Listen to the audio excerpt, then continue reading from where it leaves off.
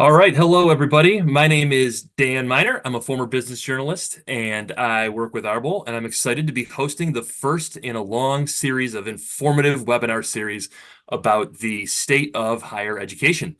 What we're really doing is trying to talk to change makers in the industry and people who are really on the ground, who understand how it's changing and who are designing strategies to meet this sort of dynamic time in the higher education industry. So I want to kick it off first, start the conversation by sending it over to Arbol CEO David Gonzalez, who can describe his company and tell us a little bit more about how it works with Canisius. Dave, go ahead. Yeah, thank you. So I'm David Gonzalez. I'm the co-founder and CEO. Arbol helps colleges and universities reduce student dropout by preventing financial disruption. One of our early design partners has been Canisius University. We've been working hand in hand with them to design a student application that helps assess the student's financial need and provide guidance and support so that they're able to address it before it ends up in a disruption like a financial hold. We're also working with the staff to be able to identify early indicators leading up to an event like a hold happening so that James and other folks can provide the services on time when the student needs it the most. Thanks, Dave. Dave, before we move on to James, tell me a little bit more, give me a broader perspective on what's happening in higher ed and why right now is the time when it needs Arbol. Yeah, I think overall you're seeing everyone contending with declining enrollment and pending, and that's increasing competition amongst especially the less selective colleges or non-elite colleges to be able to maintain enrollment. And what that is putting two pressure points is one, exposing colleges who maybe haven't had as good as retention numbers and persistence numbers, because a student retained is as good as a student recruited. It's also pushing colleges to start looking into different pools, such as international students, post-traditional, and students even from lower income backgrounds that they typically wouldn't have served before. And it is disrupting models because the type of students that they could rely on, there's just less of them, and they're serving more students that have different and larger needs than they typically have had before. Among that is financial needs. And that's a common trend. Right now, 1 out of 5 students will receive a financial hold. That increases to 50%, if you're looking at first generation students. So that's some of the trends that colleges are contending with today. Perfect. And a perfect cue up to turn this conversation to our expert insight of today, which is James Nowak. James is the Associate Director of Enrollment and Financial Aid Operation at Canisius University. And he's got his sleeves rolled up, and he's working at the intersection of student needs and the university administration to meet these challenges on a specific campus. James, we've got a lot to ask you, but we'd like to start off by having you give us a little bit of your background. How did you come to this position? Yeah, sure. So thanks for having me. I came over to Canisius, formerly at Viewville University, for the first 13 plus years of my career, all in financial aid. I came over to Canisius in 21 in a compliance role. So I was brought on board to sort of take a long, hard look at policy, procedure, ways of doing business, specifically in the world of financial aid. And that sort of blossomed into the role that I'm in now, which sort of straddles the fence, so to speak, between enrollment or admissions, traditionally referred to as the admissions office, and the Office of Financial Aid. There's a handoff that happens, right? When a student is recruited and they pay their deposits and they join a campus community, and then they're sort of handed off from the world of enrollment or the world of admissions to the world of student service, okay? And student service is all encompassing, and one of those I would wager the most important or significant office in student service would be that of financial aid, and preparing students to, not only get through all of the check boxes and documents and formalities of the process, but hopefully the better prepared campuses are really working with students on a more comprehensive level to have a plan, right? I was thinking as we started talking today about the fact that higher ed is one of few business models that offers you the ability to start taking advantage of their products before you've paid for it in full. And I think that's an interesting thing to bring up as we talk through this and we talk about things like persistence and retention and preparedness, financial preparedness.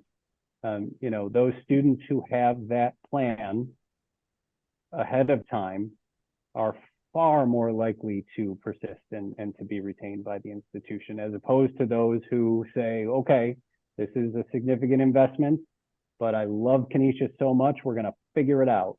And then they get here and they start the fall semester, and to David's opening point, they might be quickly met with their first roadblock, which oftentimes is a financial hold that prevents them from registering for a subsequent semester. So, my job is to have more of those comprehensive cost conversations on the front end of the process, right? There are few financial aid offices that have the bandwidth to do this kind of work. And thankfully, I think I've been afforded, enough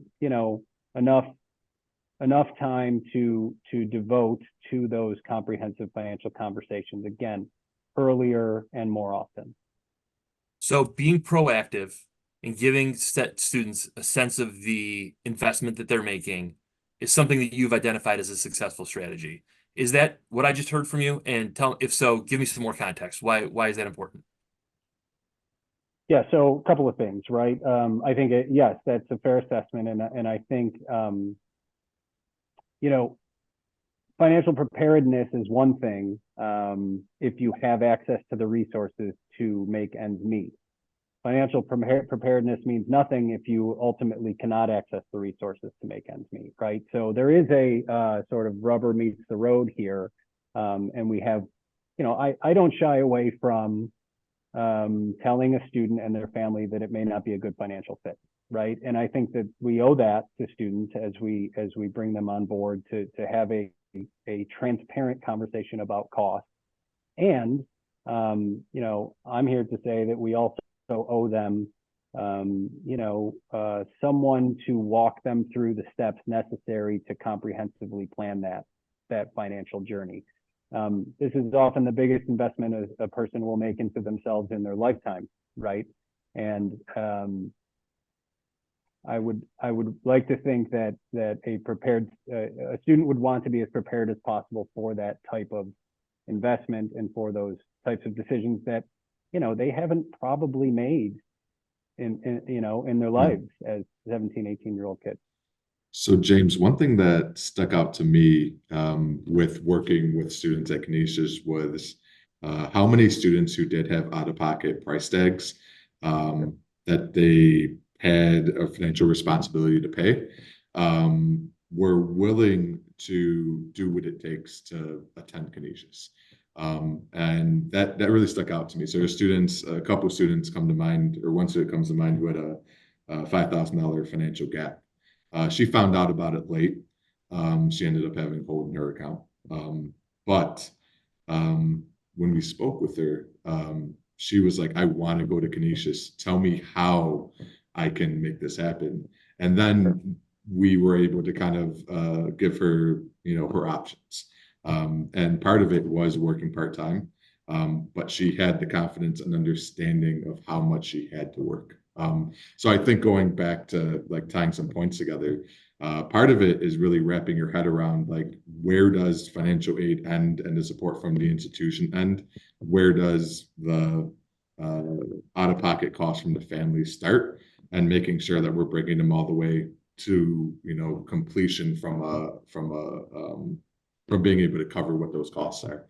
An analogy that really clicked for me as I kind of experienced a little bit more was the 08 kind of housing crisis. And you had a lot of folks who just were provided loans for things they couldn't afford. And Sure. a lot of times when you're looking at the students, by giving them everything that financial aid will cover from the state and federal government, even to maybe a merit scholarship from the college, but then there's still a little left over and we haven't figured out how to bridge that gap. I think that's where we got to, reconsider the service model so that we're making sure that, our students as consumers are making better financial decisions or are able to kind of get all the way there. We're kind of leaving them hanging there is something that I've been saying a lot. And you do have those students that are, when provided with the best options, are willing to even, look at juggling school and work if they understand, like, how much they need to execute. No, I think it's a good point. And I think, historically schools have made a habit of leaving students hanging. And I think that was okay for a long time when we had, a line out the door, so to speak, of students to choose from.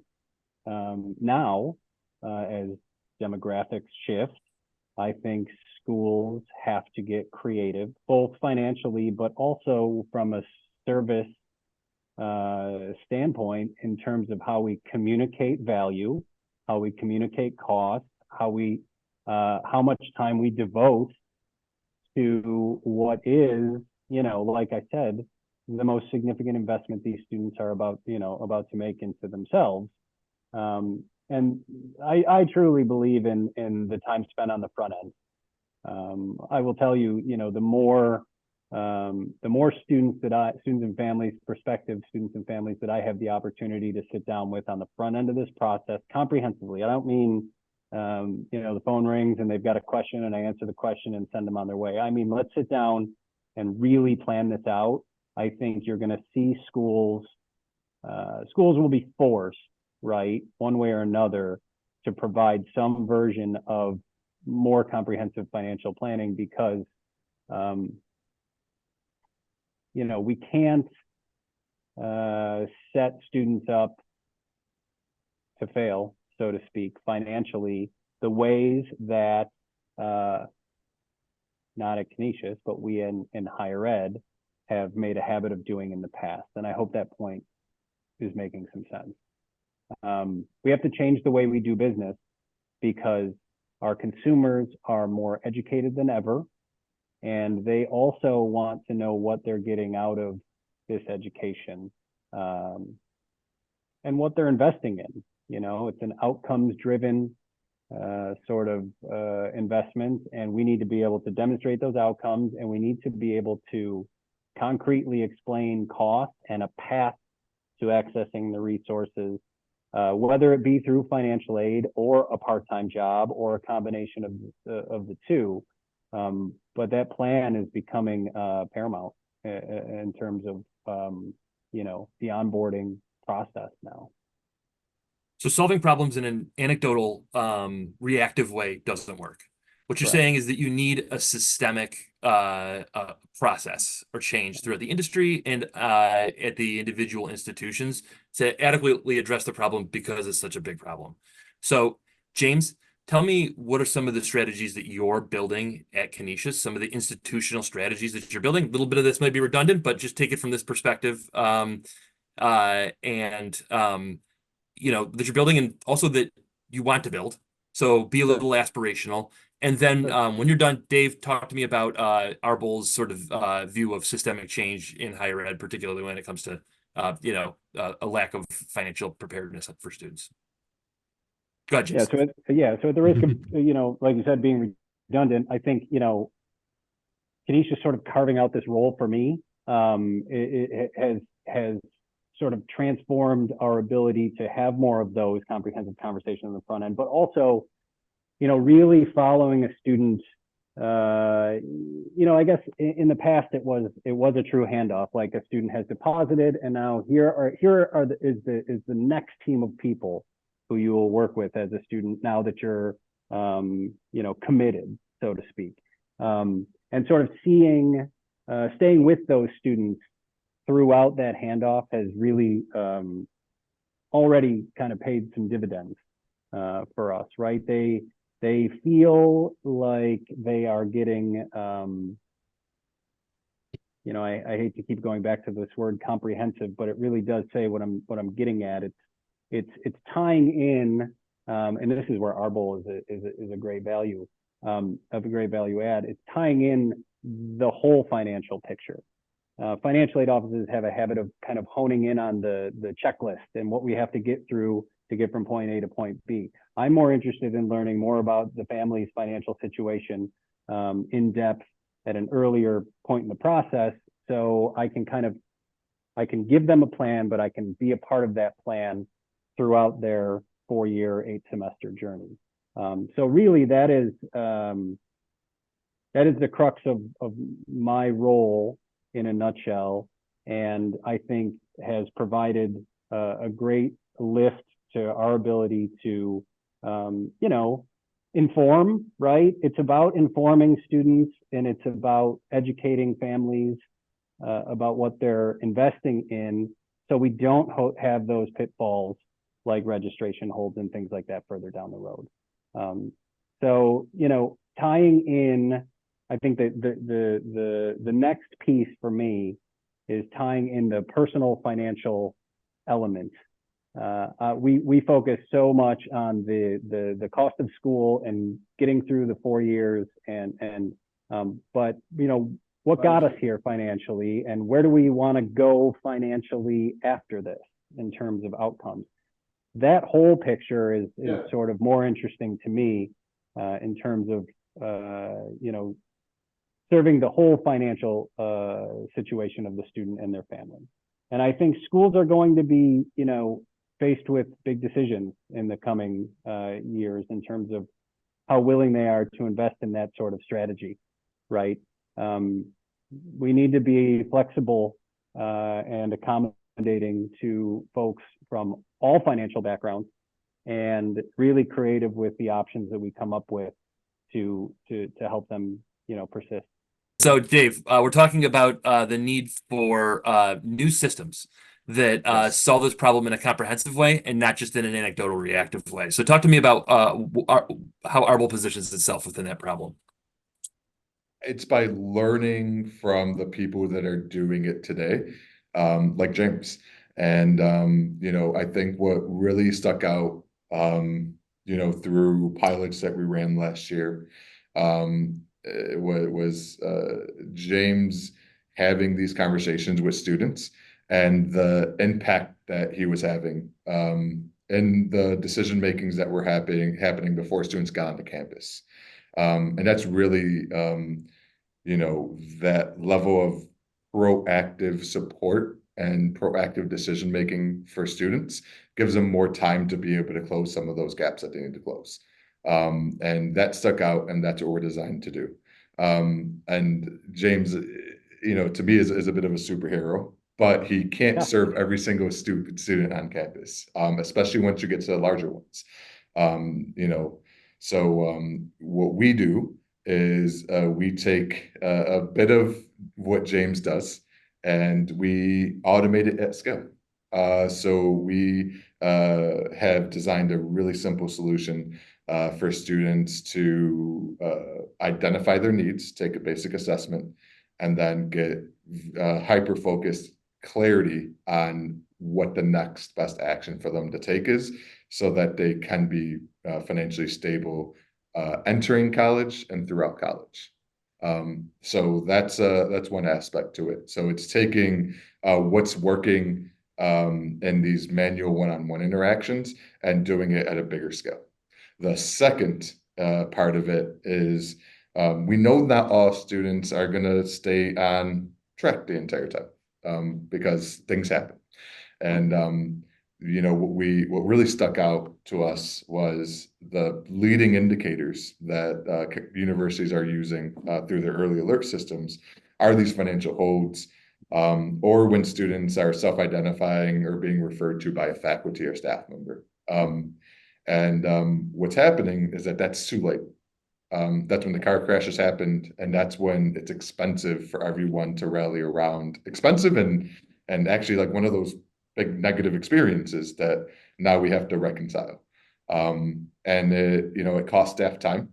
When there's lots of students that have holes in their account, it costs time to work with each student, corral them so that they're able to take the steps they need to do to remediate it.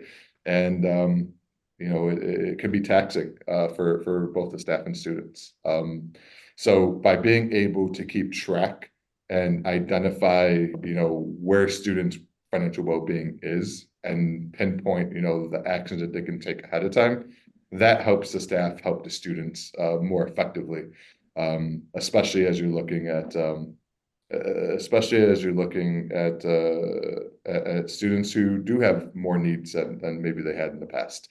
So just being able to be more effective in doing more in a on-time fashion is a big systemic shift. I think the one last thing to kind of put it in a big bow is, from someone who's been working my way into higher education and get a better understanding is there's definitely a paradigm shift from being more process oriented or processing the students to service oriented.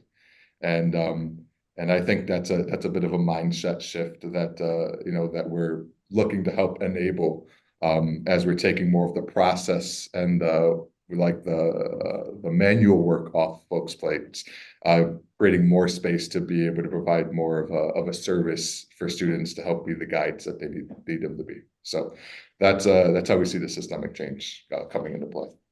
And Dave, just to elaborate on that just for a quick second, ideally I meet with 600, 700, 800 prospective students every year.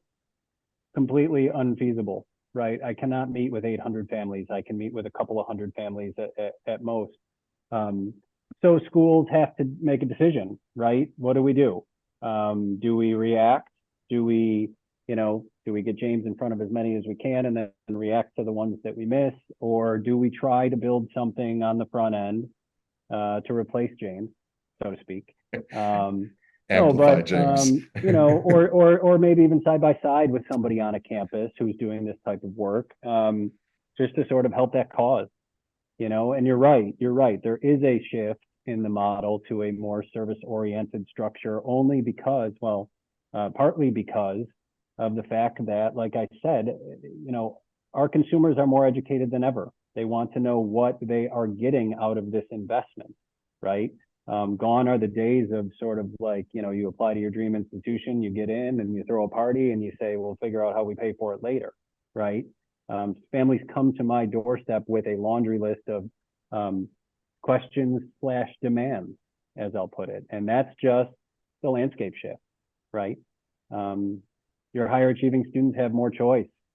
So if you're not able to, whether it's financial or service oriented, if you're not able to deliver, then you're going to lose out on that student, right? So totally agree with where I think things are headed. And institutions are going to be faced with difficult decisions, both from a personnel standpoint, but also in terms of what kind of technology they put side by side with that personnel. Thank you, James. Let's wrap it up with one more question that's a bit of a segue, a natural segue from what you were just saying. We've been talking a lot about systems. We've been talking about institutions and their departments. Let's talk about the students.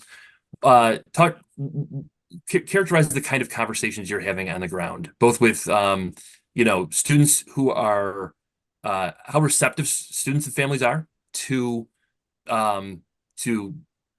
better planning, to your initial conversations, and also what the follow through looks like once you actually sort of like start executing on these conversations. Yeah, so I feel like my role is a unique one on this campus. I don't feel that a lot of schools offer, and this is less about me and more about just the fact that we've carved out a role to sort of do this kind of work. I don't think a lot of campuses devote a role or half of a role to this kind of work, but the feedback is suggests just that. When I sit down with a family for 45 minutes or an hour, it's oftentimes the first time they've been able to sit down with anyone from any institution to have a more comprehensive conversation. Financial aid offices tend to be very transactional in nature. We put out fires, right? So, and to David's point earlier, when we get to the point of the fire, it's too late, right? So students and families, parents tend to be generally very appreciative of the willingness to spend that extra time. And what's your reaction to how prepared they are? I mean, would you say that these are, what do you see? No two students are the same. I'll start with that. But in a general sense, you know, I think families are more reluctant than ever to invest big dollars without some pretty tangible outcomes, right? So, like I said, it used to be like, okay, college is, you invest in college. It's going to be kind of a big number, and we have to get through it. It's what you do, right? I think, you know, there's a billboard on the 190 advertising free training for CDL licensing right out of high school that pays six figures, right? So students have other options alongside higher ed, and they are making, many of them are making the decision to either postpone it or to, you know, take another route, right? You know, I think families are concerned about taking on such large amounts of debt at such an early point in their life. Whereas before it was just, this is what you do. This is the next step. You borrow and you get a degree, and then you hopefully find a job. So, but you know, it's sort of all over the map in terms of how prepared students and their families are to have these conversations. Sounds great. Dave, what are you seeing? You're working with a lot of students directly. You're designing your software platform around the needs of the people who will use it in partnership with those needs. Some of those are the James of the world. A lot of those are the students who need to engage as well. What are you seeing? Students primarily asleep at the wheel. I would say, although they are concerned about how much debt they're taking on, and it's top of mind for them, they have not ingrained into their behavior. And I think part of it is because they haven't imprinted it yet. They haven't done it yet. The understanding, this is my financial obligation to the school. Here's where the funding sources are coming from. Here's what's coming out of my pocket. And then here's how I manage and plan for that. And students, a lot of your students are that we engage with never had to pay for anything or manage a budget or figure out, you know, how I'm going to allocate a pot of funds. So when you're in an environment where, you know, you're going to a private nonprofit where, you know, you have to pay a couple $1,000 out of pocket on top of, you know, the things that aren't covered, you know, it's sometimes a rude awakening.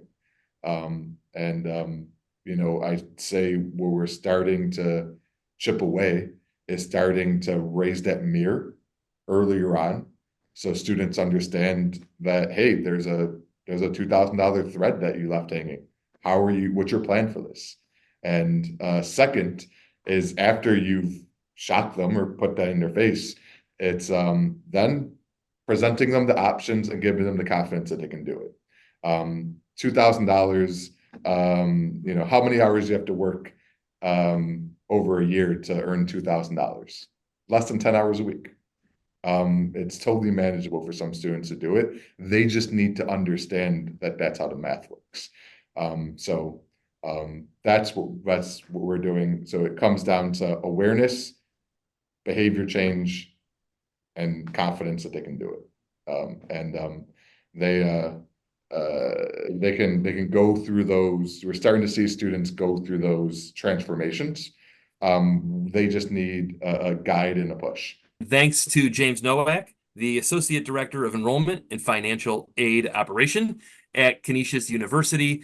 who's got his boots on the ground, trying to solve these big problems, and by all accounts, doing a very effective job at it. So this is the first, the first again in a series of webinars that Arbol is bringing to you, taking a look into the future of higher education and trying to bring those conversations not just into where the industry is at, but also where it's going. So thanks for tuning in and watching this one, and be on the lookout for more of them.